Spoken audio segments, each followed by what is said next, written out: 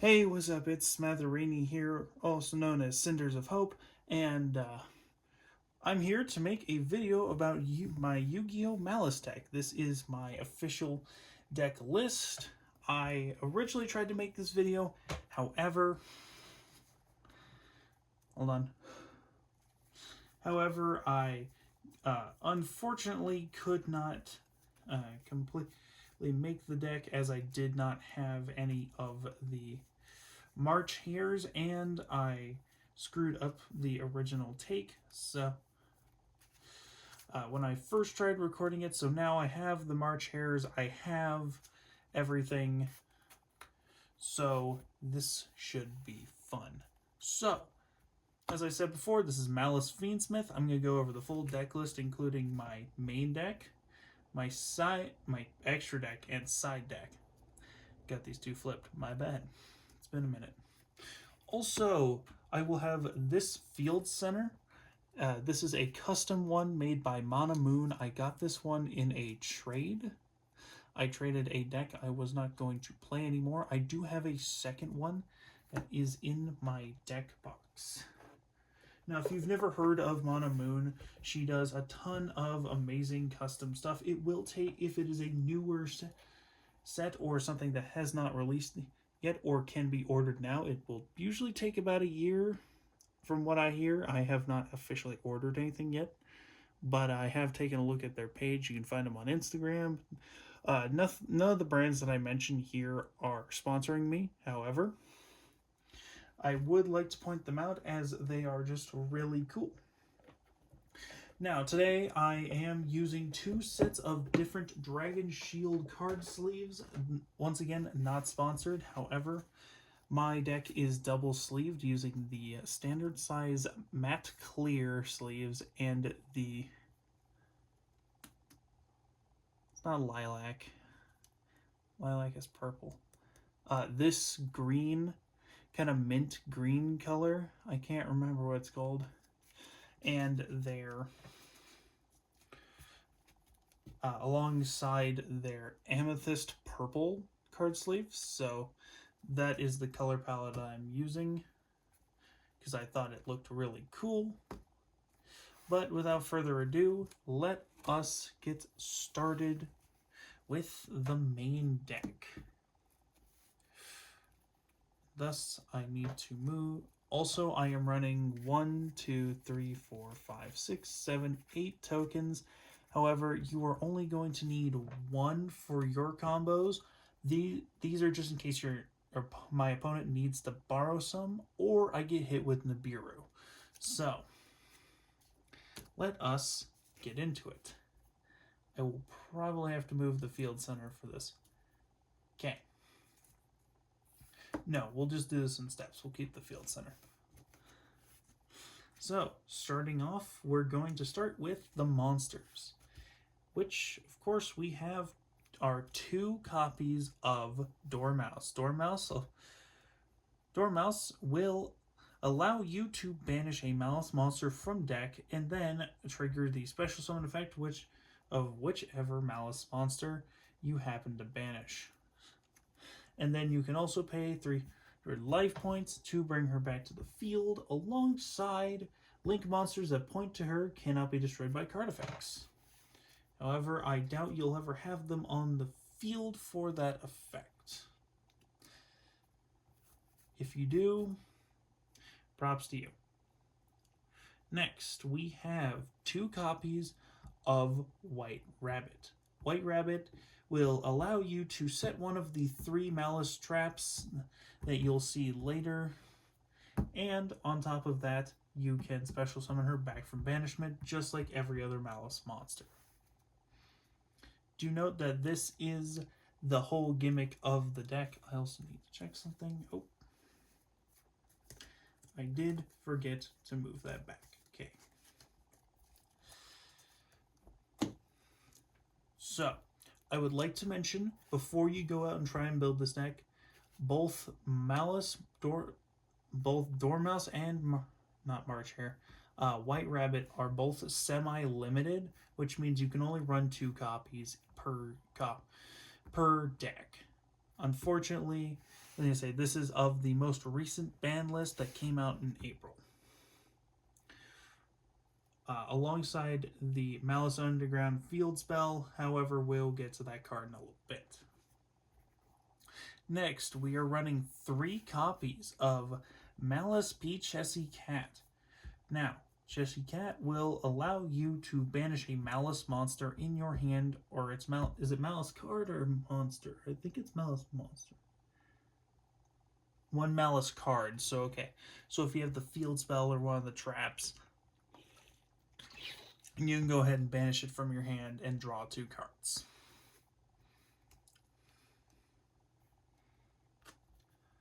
And then all of these cost 300 to summon back to the field from banishment. This is an immediate trigger. So if someone hits you with Lancia, that's it. You're fucked. I'd just end your turn.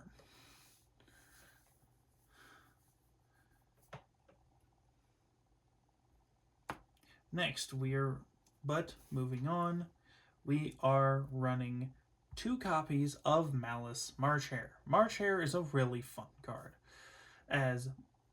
not only does she feel like a custom card for this deck, like not just for, it feels like someone went into a custom Yu-Gi-Oh card creator and March Hare was the result of that.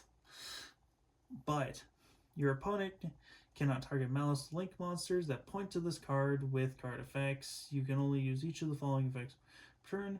She can ban. If she's in your hand, this is a quick effect. You can banish 1 other Malice monster in your hand or graveyard, and if you do, special summon her, which is really cool. Now you're gonna want to go for your monsters because then this will start a summon loop, which will be really helpful.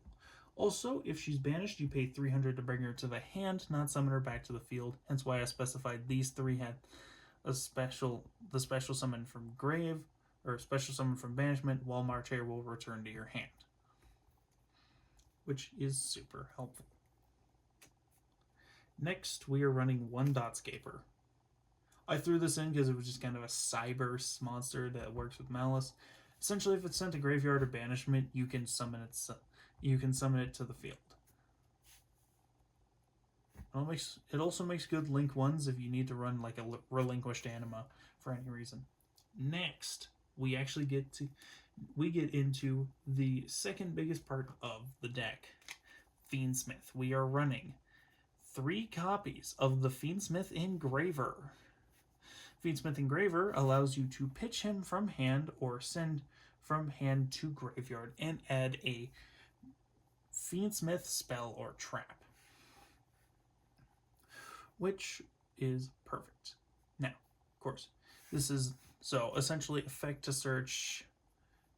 If you're looking at this deck, you most likely already know what Fiendsmith is. If you're new, this is essentially the best support setup other than like Mitsurugi, but that only really works with Ryziel, which is the other deck that released alongside Malice in Crossover Breakers. But Fiendsmith also goes really well in this deck. I will also, right now I'm going to say this now, I will also say it when I play test hands in a little bit, make Fiendsmith first if you can. Once you summon back her, or I think it's mostly just White Rabbit, you cannot summon anything but Link monsters from your extra deck, and these guys will always end on a fusion. Now, coming into the only other light fiend that I use for my specific Fiendsmith setup, and this is because I'm not going to pay the absurd price that Lacrima currently is. I'm running 1 copy of Fabled Lurie. So I'd like to mention, this is a reasonably affordable deck now. Other than her, she's still about $20. However, this one right here and the field spell will run you up a pretty penny if the price went back up. But that is all Fiendsmith. It is a very small package in this deck. I would like to apologize now. I understand that I ramble and get a little off topic, but still talking about Yu-Gi-Oh! Certain regards, I try to give in little fun tidbits and facts as I'm talking to you about this deck. So it's not just, here's a list of cards, copy it verbatim, bing bada boom, win tournaments. I try to teach stuff or give my opinion on certain things that may or may not help other players. If it doesn't, ignore it. If it does, great, cool. I'm happy I could help. Next, we are getting into the Bestial Engine. The Bestial Engine is really fun because if you have a light or dark monster, or your opponent has a light or dark monster in your graveyard, you can banish it to special summon all of these. So that's their gimmick. So, 1 copy of Magnamut. Bestial Magnamut will allow you to search a dragon during your end phase after it is special summoned. And then, now, if your opponent controls a monster, the effect to banish a card and summon them to the field becomes a quick effect. So, next thing, Bestial Druid Swarm. Druid Swarm will allow you to tribute a monster field and blow up another card on your opponent's field, which is really fun. Is that what? No, you tribute. If this one is sent to the graveyard, blow up a card. Sorry, you tribute this one.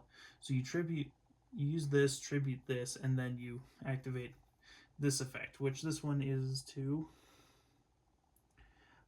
If your opponent special summons, you can tribute 1 light or dark monster and target one of those special summon monsters.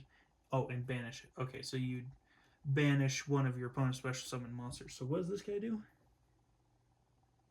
Oh, yeah, you blow. This one, when it hits the grave, blow stuff up. This one will banish your opponent's one of your extract monsters. Or opponent's extract monsters. Okay. So, this is all just the core monster setup. So, that's the core monster setup. It's not a very big package in the grand scheme of things. However, there are easy ways of searching for these cards, which we will get to in just a minute. Or actually, just a second. But first, let's talk about hand traps. This is probably the smallest setup that you're going to have other than what you end up putting in your side deck. And thus, I'm going to give you the quick, short rundown of the hand traps. 3 Droll and Lockbird. I'm running just 3 Droll and Lockbird. It stops your opponent from adding from deck to hand for an entire turn, so essentially it is more effective than an Ash Blossom. It is also more frequently played than Ash currently. I have found that Ash Blossom and Joyous Spring does not provide enough in the current meta for it to matter. An Infinite Permanence is just a monster effect negation, and if it's already set to the field, it also negates anything in the back row of that, in the spot that it's set.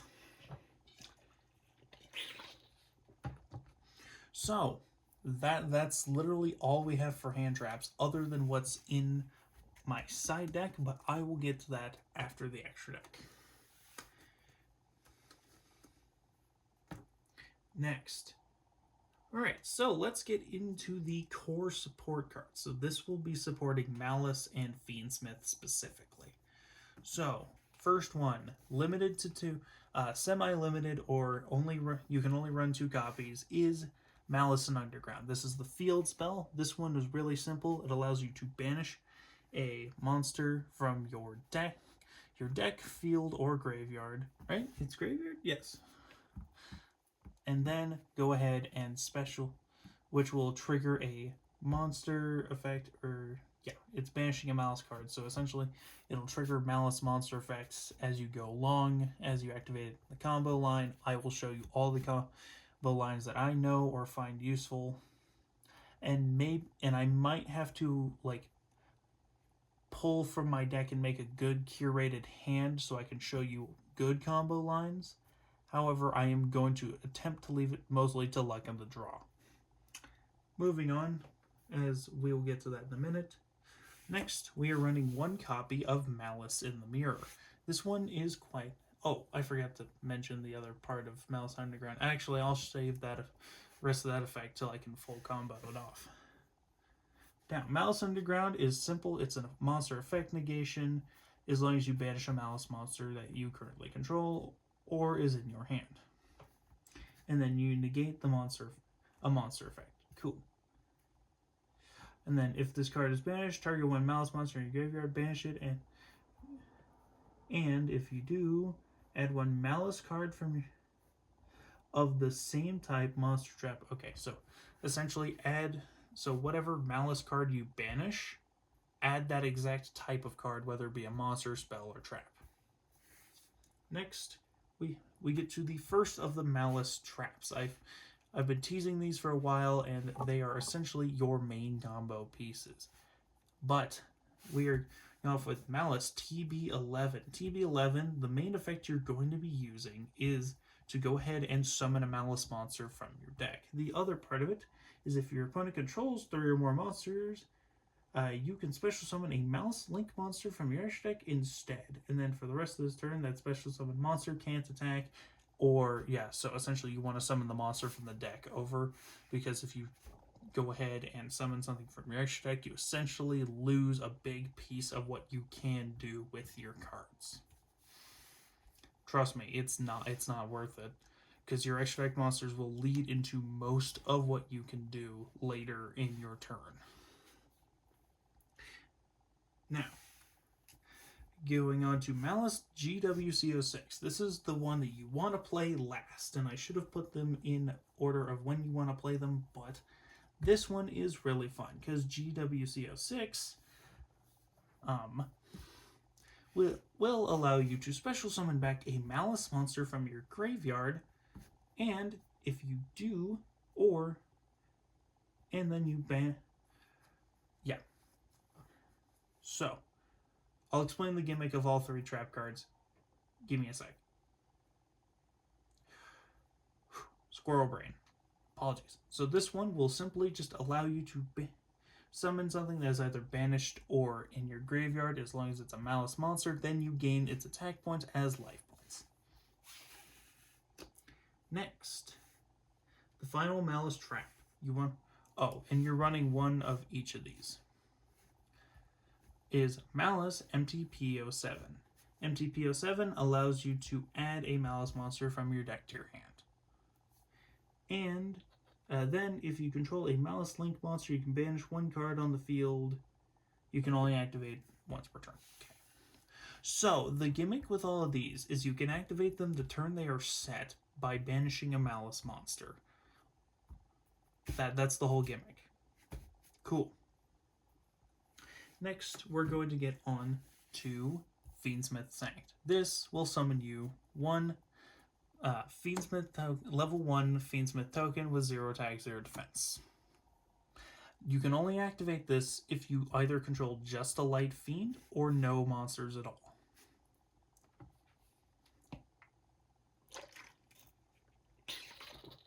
Specifically face-up monsters, which means if you flip all of your monsters to face-down defense position, then activate this, you could technically make Fiendsmith. Wouldn't recommend it, just make Fiendsmith at the start, because then leading into your opponent's turn, you already have a way of stopping your opponent from continuing or just ruining their day.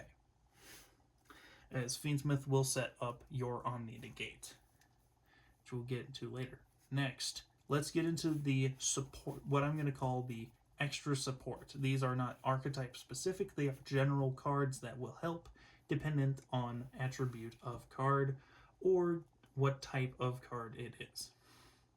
Specifically monsters. Starting off, we have Allure of Darkness. Allure of Darkness will allow you to draw 2 cards, then banish 1 dark monster in your hand, and if you don't have a dark monster in your hand, banish your entire hand. So, if you don't have a dark monster, I wouldn't risk it and see if you can play around other mechanics. If you can't, whoops. Here, we'll put this one up front because this one is a collector's. Next, 3 copies of Signet Mining.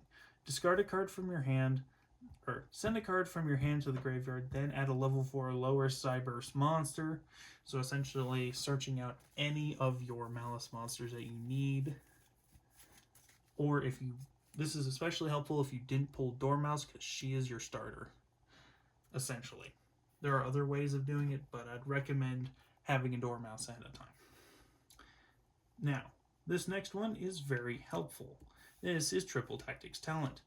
You, if your opponent activates a monster effect during your turn, essentially, or no, sorry. Yeah, oh yeah, monster effect. I was right. You can either draw 2 cards, take control of an opponent's monster, or look at your opponent's hand, choose 1 card, and shuffle it back into the deck. So, essentially be annoying in more than one way. Next, we have 1 copy of Called by the Grave. Called by the Grave is really fun. Essentially, if your opponent activates a monster effect that activates a grave, say Ash Blossom, Artifact Lancia, Drollenlock Bird, you can chain Called By. It is also a quick play spell, so you can set it and play it on your opponent's turn. For those of you who may be transferring in from Magic the Gathering, you play it at instant speed. Also, Fiendsmith Sanct is the same way.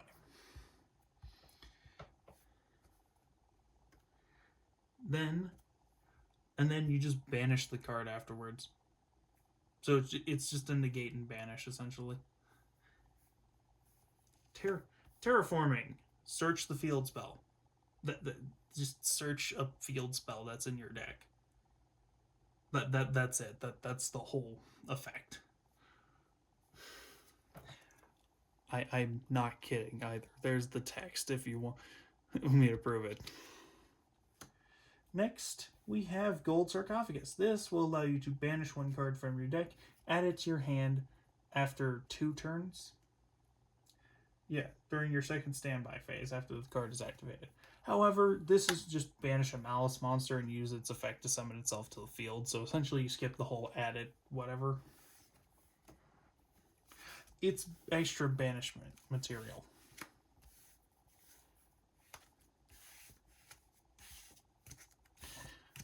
So, that is the main deck. This should be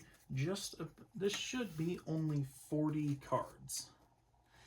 So, next we get into, here, we'll just tuck this over in the corner. This isn't going to take up a lot of space.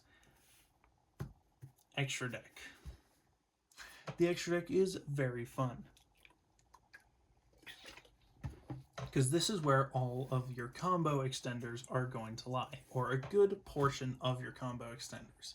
And this is where all your boss monsters are, because this deck is just on levels of crazy that not a lot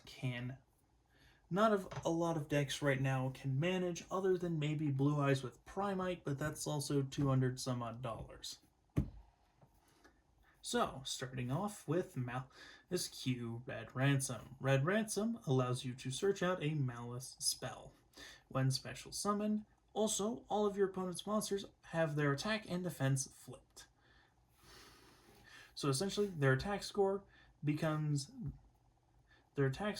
the value of their monster's defense score, and their defense score is the value of your opponent's attack score. Depending on if someone's playing, now if your opponent's playing Eldritch Zombie Pile, this is going to backfire on you unless you play it right. Next, we have White Binder. Now, all 3 of the Maliss extra deck monsters will cost you 900 life points to summon back, opposed to the 300 from the other ones. But first, now, White Binder. If the card is special summoned, you can target up to 3 cards in your extra deck.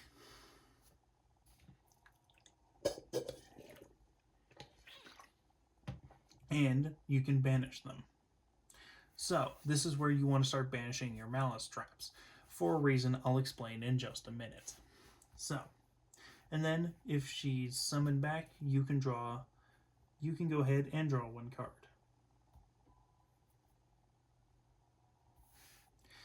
Lastly, we have Heart's Cryptor. Heart's Cryptor is really fun. She has a quick effect where you can target one of your banished Maliss cards, shuffle it back into the deck, and if you do, banish one card on the field. You can use her effect to non-target banish a card on the field. As in, you could non-target banish her and trigger her summon back effect, which is when you summon her back, her attack points double. Meaning that with a fun secret effect, that double attack point is going to be the worst nightmare for your opponent. Now, this will be really funny later. Let me show you.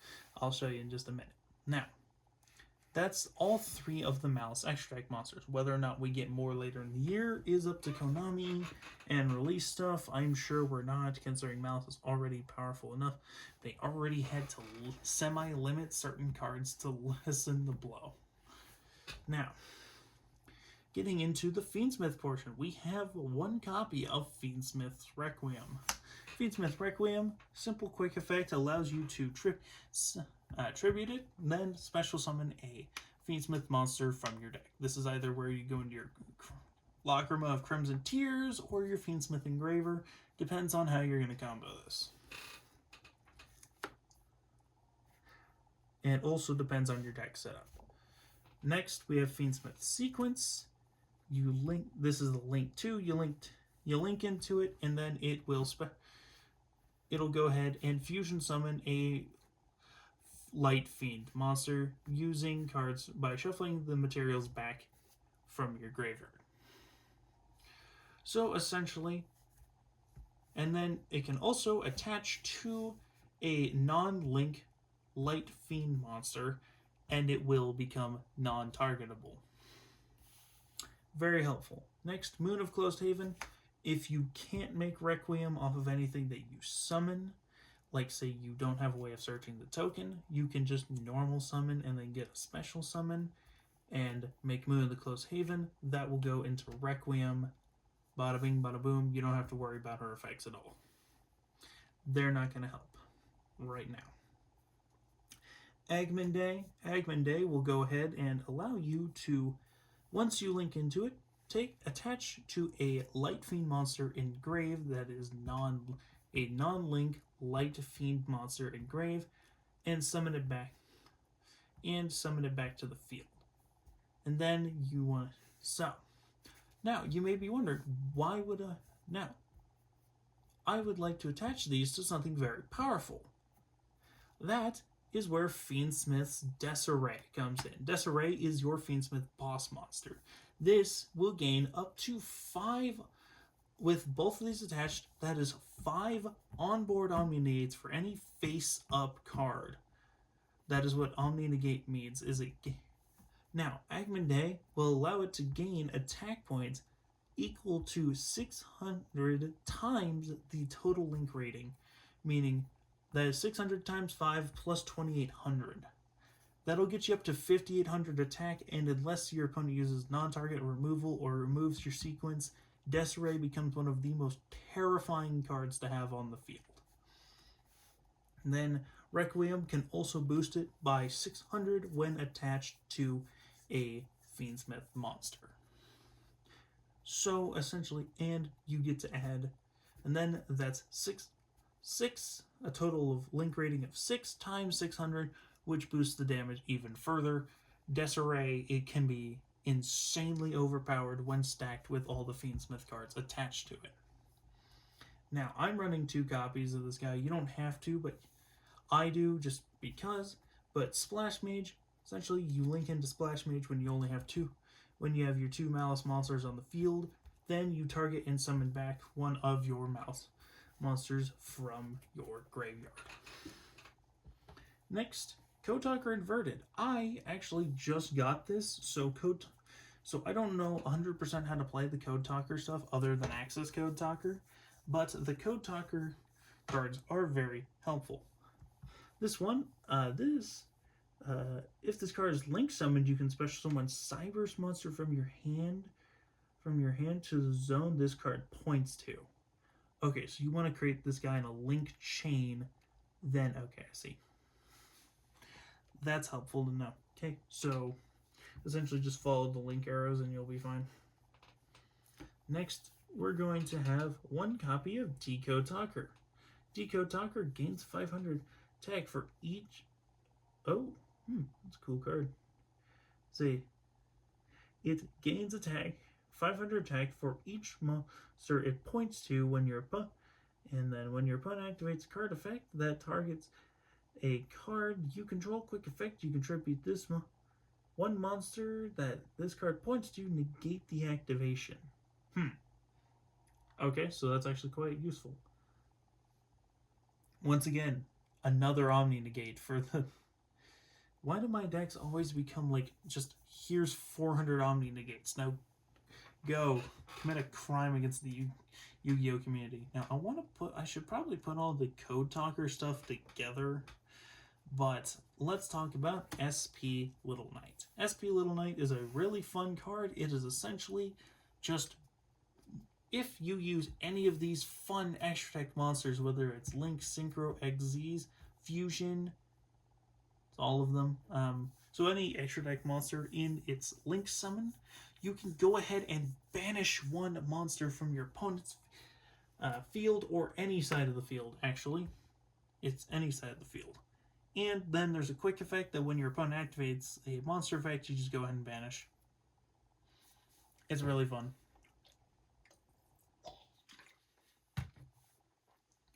Next, Access Code Talker. So, you want to take one of your big Maliss monsters or something with a really high link rating, link it off, make Access Code Talker, target it. Now, you can't respond to Access Code Talker. This is one of your boss monsters that you definitely want to have on the field. Access Code Talker will go ahead and gain attack points equal to the link rating times 1,000 of one of the link monsters used to summon it. So, essentially, I go ahead, I use Access Code Talker, I target this, and it gains 3,000 attack points, boosting it to 5,300 attack. That is insanely overpowered. And because I had him on the field, I actually clutched out a game, which was insanely good. Anyway, next, Typhon.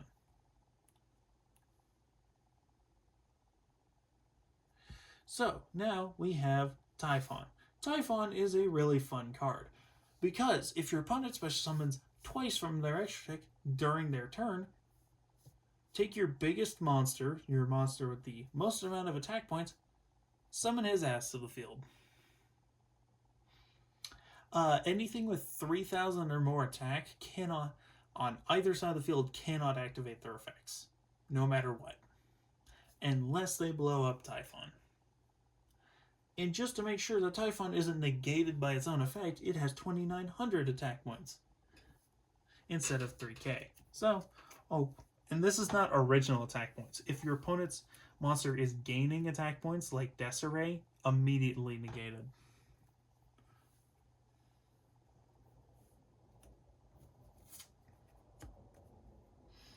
Now then, I want to put SP between the Code Talker cards and the Splash Mages, because then all of my Code Talker stuff is put together. Now then, that is the extra deck. Now, I'm not going to go through my token deck because it's just tokens. They're just token cards. But I will go through the side deck, because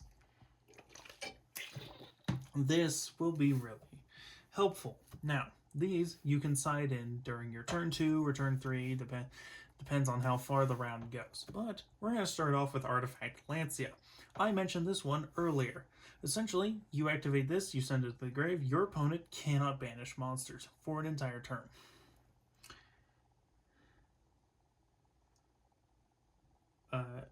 You can set this to your hand, and then during your opponent's turn, set this card. Is this card? Hold on. You can set this card from your hand to your spell and trap zone as a spell. During your opponent's turn, if this card is set in the spell trap zone, is destroyed and sent to the graveyard, special summon it. Oh. Quick effect, you can tribute this card. Tribute this card from your hand or face up on the field. Neither player can banish cards for the rest of the turn. Okay. So you want to use the second effect, not the other part of it. I'm assuming that's for like artifact archetype or something. I don't know. So essentially just stop both of you from banishing for a turn. Very fun stuff, especially with Maliss. That is like the hard counter to Maliss right now. So essentially Maliss players countering other Maliss players is really funny. Anyway, Forbidden Droplet. Discard up to any number of cards in hand and send them to the grave, and then choose effect monsters your opponent controls and negate them. And until the end of the turn, their attack is halved and also the effects are negated. In response to this card's activation, your opponent cannot activate cards or the effects of cards with the same original type as the monster spell trap as activated, sent to the grave. You can only activate one Forbidden Droplet once per turn. I only have 2 droplets, but that is fine. I only need 2. Then this one is limited. Both of these are on the, I think all 3 of these. No, this one's not limited. But these 2 right here are on the limited list. You can only run 1 copy of these. But this is Crossout Designator. Banish 1 card that your opponent... if your opponent, say, activates Droll and Lockbird, you can banish a Droll and Lockbird from your hand or from your deck, my apologies, and negate the effects. Negate the effects, as well as the activated effects on the field, the same original name. Oh, okay, so if it's on the field, just negate that as well. Then, Heartbeat's Feather Duster. Heartbeat's Feather Duster is simple, it's classic, just all of your opponent's spells and traps, gone, straight to the graveyard. Then, this one is really fun. Say you're playing up against something like Ryzeal, where they Xyz summon a lot, or Blue Eyes, where they have to synchro summon, or God forbid you're against hero players. You can call up to Fusion, Synchro, Xyz, or Ritual cards, which are summoned from the main deck. So Mitsurugi Ryzeal will also get decimated by this. And essentially, they can't summon that specific monster type or activate the effects of the monster type for an entire turn. Yeah. Dimensional Barrier is annoying as hell, and if you put it in Labyrinth, it's searchable, which makes it doubly as worse. Anyway. The only thing that would be worse is if you had Mystic Mine, like I say. However, that card has been banned for many, many years, and I doubt it'll ever come the ban list, just like my collector's, the card that I collect oh so much, Apollousa Bow the Goddess. So then, I will probably not side in for this set of test hands. However, I will go ahead and start to power my deck. I'm just going to do a set of 4 cards and a set of 4 cards per row instead of 5. Also, excuse me, did not mean to burp in the middle of talking. Also, if you're wondering why my card sleeves look like that, it is the weird material that direct shields are made out of that sometimes does that. It's especially bad with the white ones.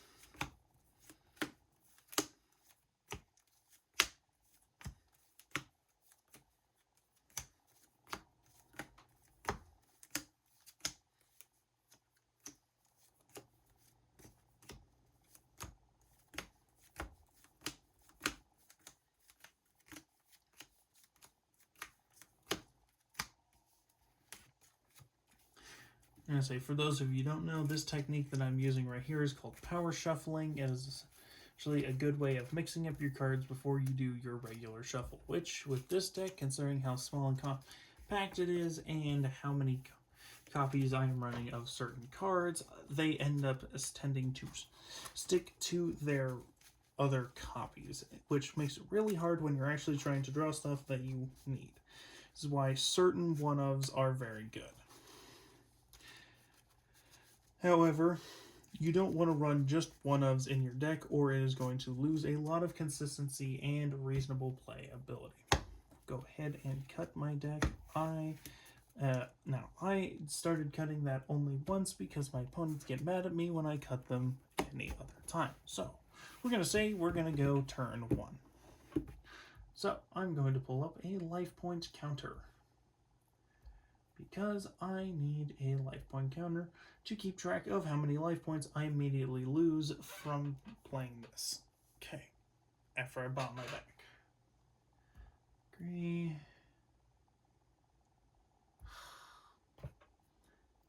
34 different update files for Yu-Gi-Oh! Neuron.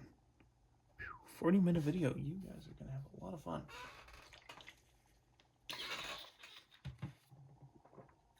Also, if you can't tell, I'm drinking a bunch of water because my mouth keeps getting dry. Alright, cool. I'm sure you can't see that screen at all, but that is fine. I will just either show you or tell you what my life points are. So, let's draw our 5 cards.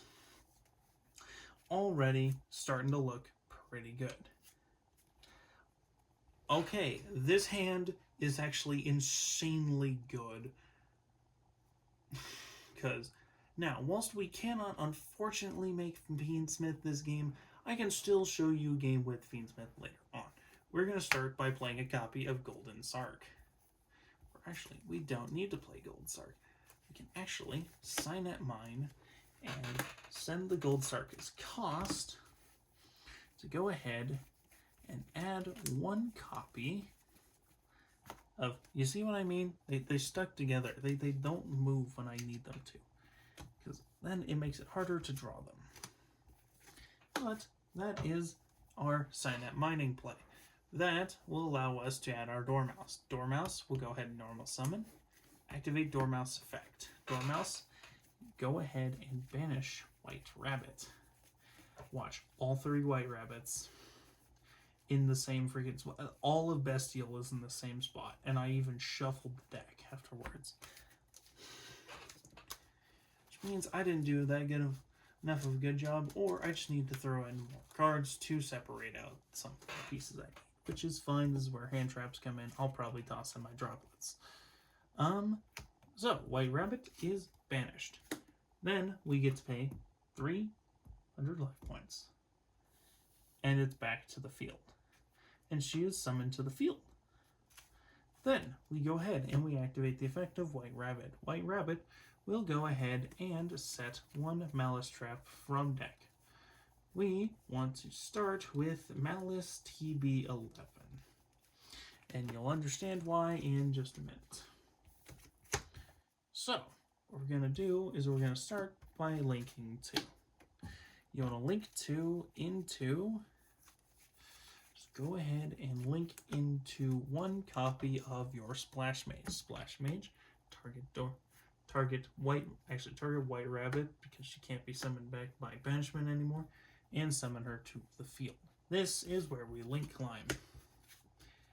Then we use a link 2 and a normal monster to make a link 3 Red Ransom. Red Ransom, searching the field spell.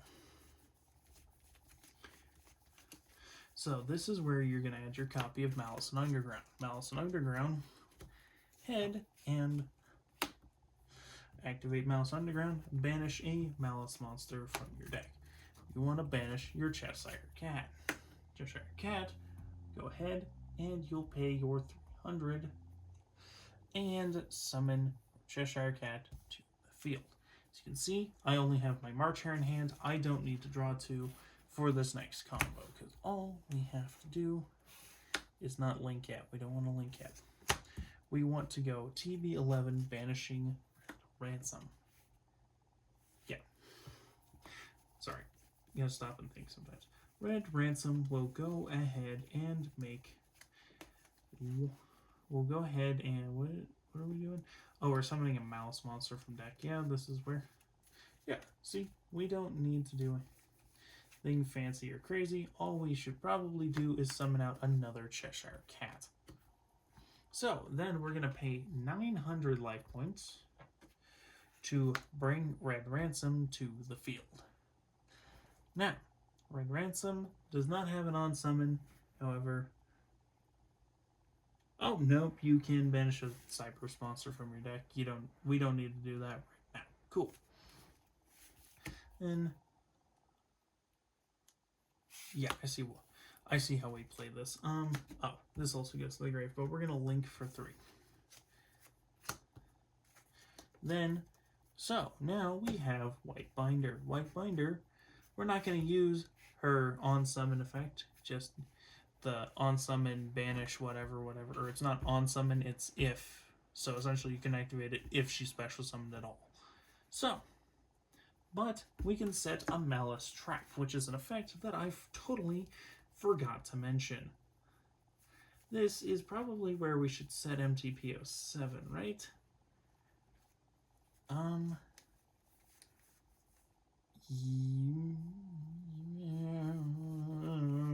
we'll just go GWC06. I don't think we're going to be searching all of our monsters. Then activate Banishing Binder.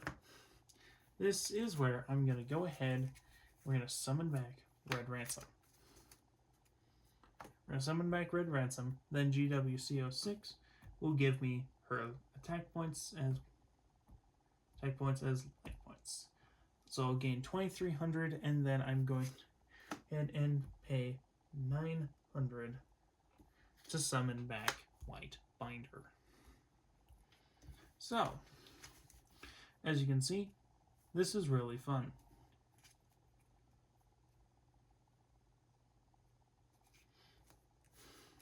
Now, usually you'd want an end board with Fiendsmith. Unfortunately, we can't, so actually we're going to need to banish both of these.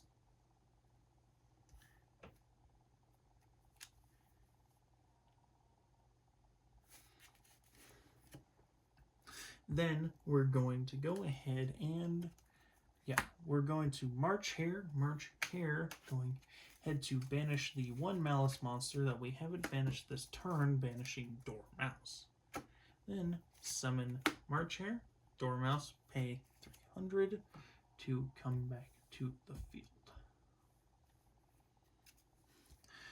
Then, okay, so I definitely have plays here. So what we can do is now we can make a Link monster. Now, unfortunately, we are Cyberse locked this turn. However, we can do other stuff because it's...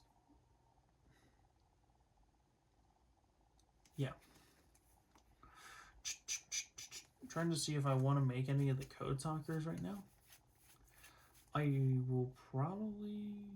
we'll go ahead and make Decode Talker by linking away 3 monster cards. So, go ahead, link those 3 away, and make Decode Talker.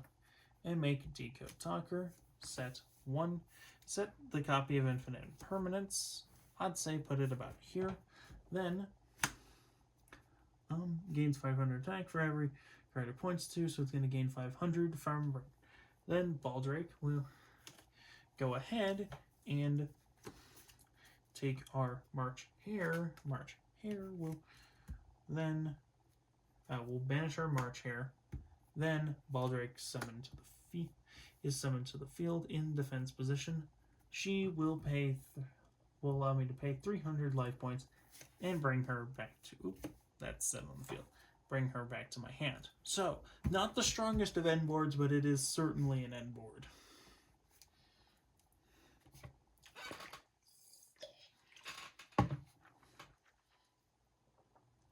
And from here, you can set up a lot of things. So, pass over to my opponent. Opponent special summons a couple monsters. We're going to say they kind of bricked. Or, you know what? We just have a lame excuse because we're just going to go ahead and we're going to use our copy of Infinite Impermanence and negate a major card effect, and they'll just pass to us. I realized I forgot to shuffle. Also forgot that I also missed my window on White Binder and forgot to draw 1 card, which is fine. Malice Underground, not going to help us in our current situation, but that is fine. We don't really need it to. Okay, here is the cool thing. We can go ahead and White Binder to set a Malice Trap. Now, excuse me, this will not inherently lock us, so if I want to make Fiendsmith, I would link these two off. Okay, but we're not going to. Now, this is where we need to just bam, banish her, add, we'll just add our other March Hare to hand. Just because, and because she's a free normal summon if I do that. Then we head and we chain to summon back, paying 900 life points. Okay. So now she can go ahead and banish the third Maliss Trap. This triggers the second effect that I was saving for later of Malice and Underground. When all three Maliss Traps are in your banishment zone, all of your Malice Link monsters will gain 3,000 attack each. So each monster is gaining 3,000 attack. So essentially 5,300, 5,300, insanely overpowered. Now, we're going to go ahead and normal summon a March Hare. Why are we normal summoning a March Hare? Because we're going to go ahead and link off our Deco Talker and a March Hare to do funny shenanigans. Because we're going to go ahead and we're going to summon our Heartscriptor. Heartscriptor is going to do fun stuff. Because, first off, we're going to March Hare. March Hare, banish a copy of March Hare to summon March Hare. Then, since this does point to a card, can't be negated, put our March Hare back in the deck, banish her. So, she's got at 5,300, right? Banish her, pay 900. Her attack points are doubled when she's summoned back to the field. She now has 5,300 attack. Well, she had 5,300 attack. She now has 5,500 with Malice and Underground.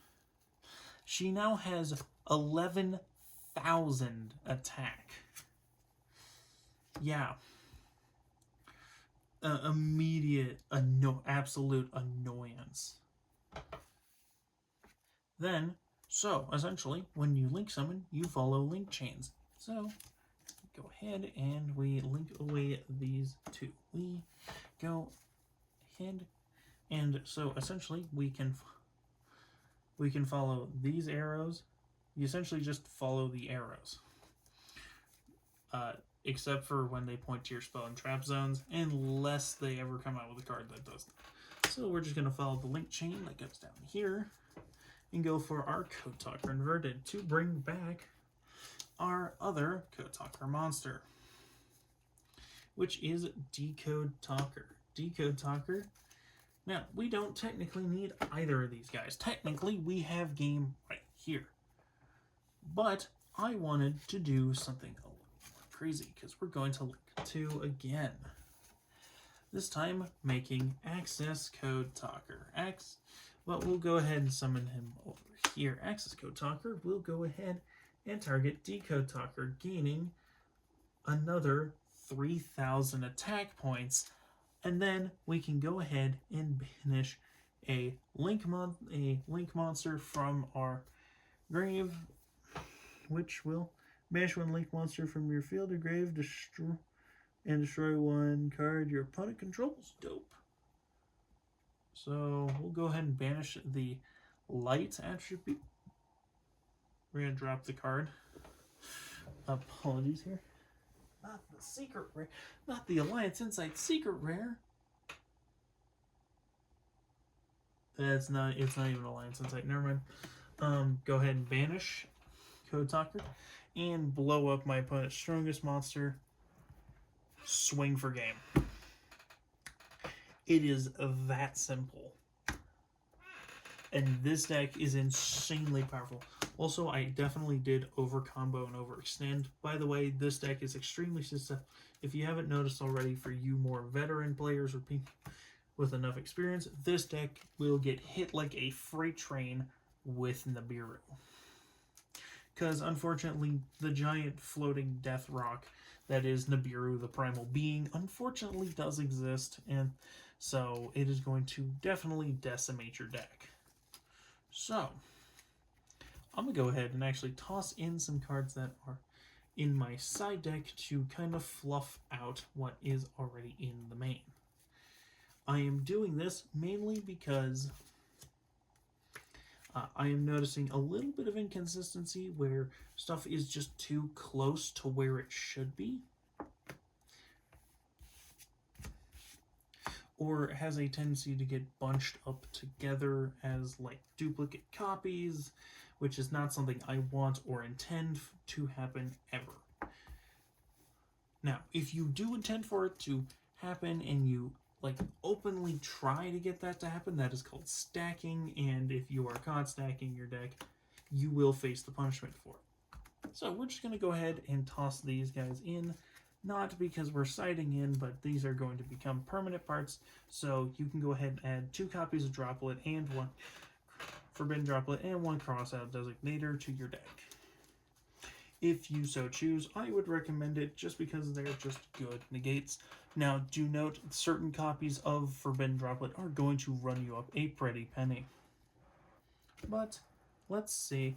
Now, I'm going to play with an optimized hand here so I can actually extend off of Maliss.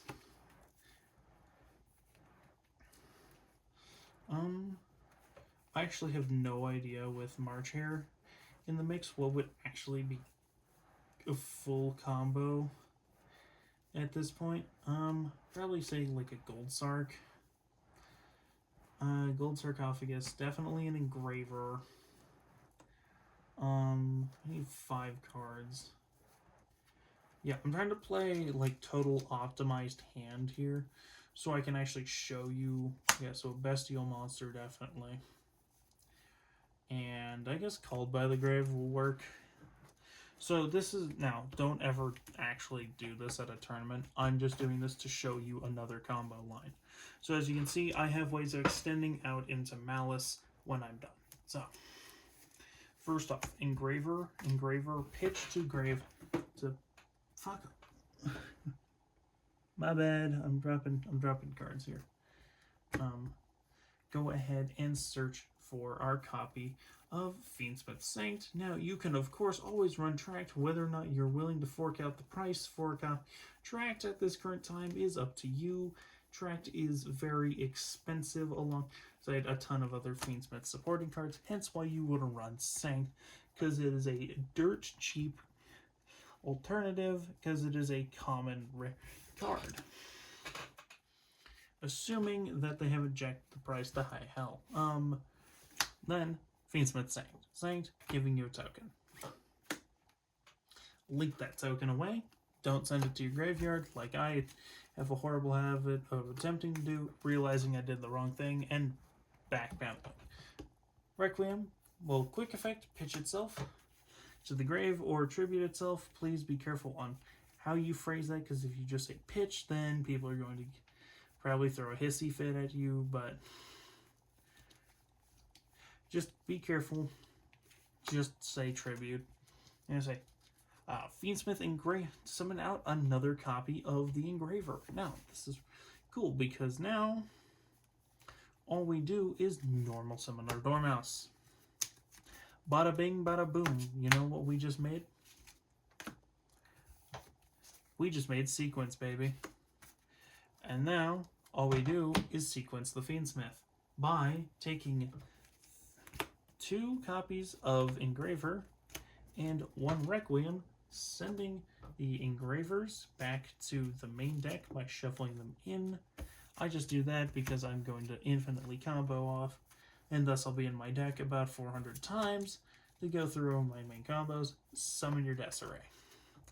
Desiree plus Sequence to grave, linking out for Agmonday. Agmonday will go ahead and snatch Desiree from your graveyard and attach to it. Then Sequence will go ahead and attach to Desiree as well. Also, space these guys out, because then if someone has made Imperm Row, then they are less likely to hit your card if they have something set. Now, Gold Sark. Now, this is where we start Gold Sarking. Forgot to reset my life points. So Gold Sarcophagus is going to go ahead and banish our other Dormouse in. Actually, what are we doing? What am I doing? Hold on. Put you back. I can actually extend. Actually, I'm glad I have the Bestial Monster because I can just go ahead and extend off of this anyway. Banishing to summon. Then pay 300. Summon Dormouse. Dormouse, banish. I realized that I had other ways of extending in better ways.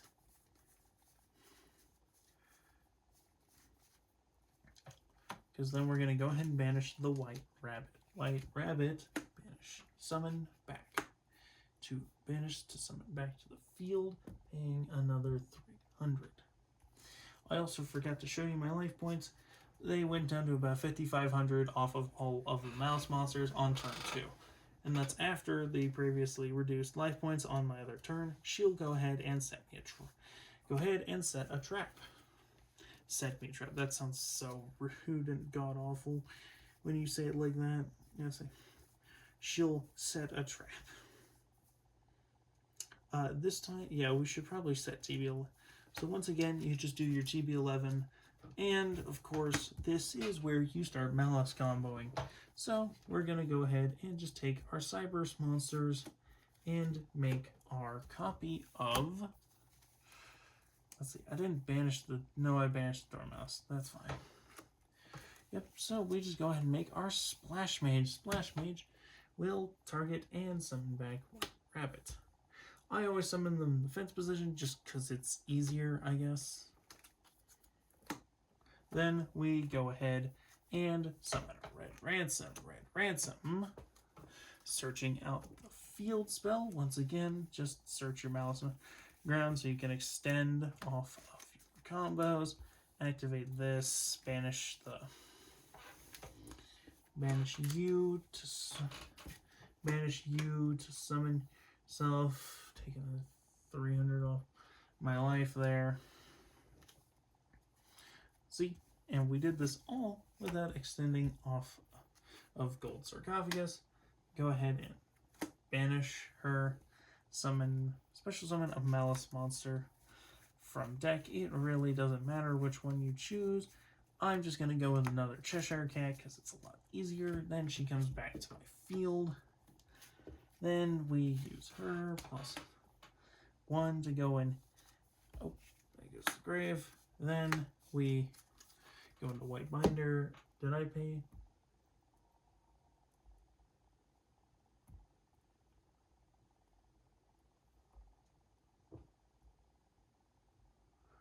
Paid the 3. Paid 900k. Sorry, forgot to pay the 900. White Binder does not need to banish yet, but she can go ahead and set a Malice trap. This is now where we set the MTPS7. There are other ways to get to March Hare.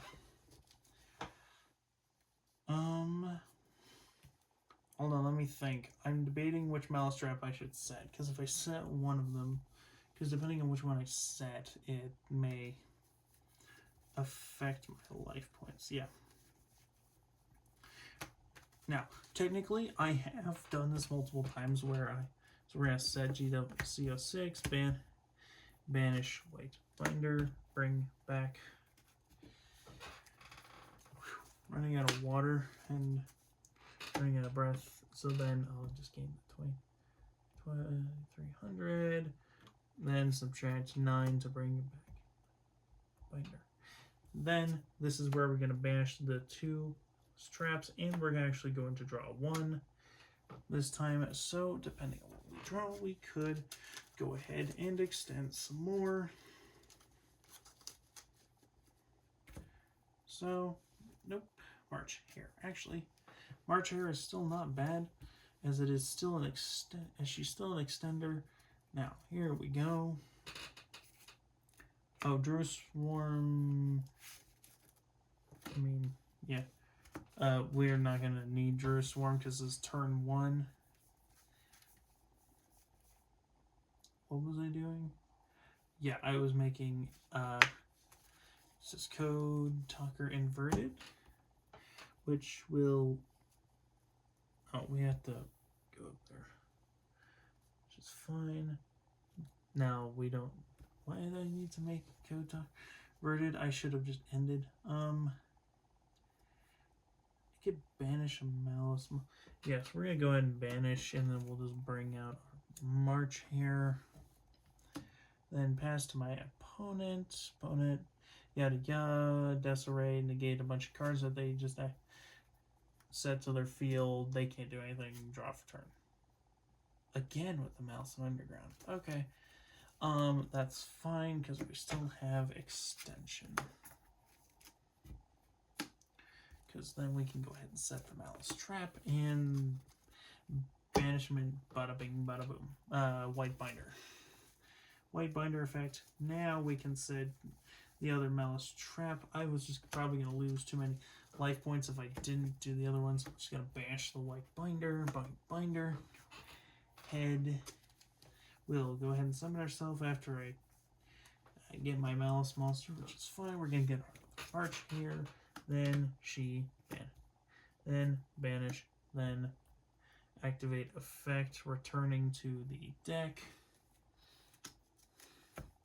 copy, then banish her, summon back, paying 900, go ahead, which then gives her double attack alongside all that swing, but we're not done yet.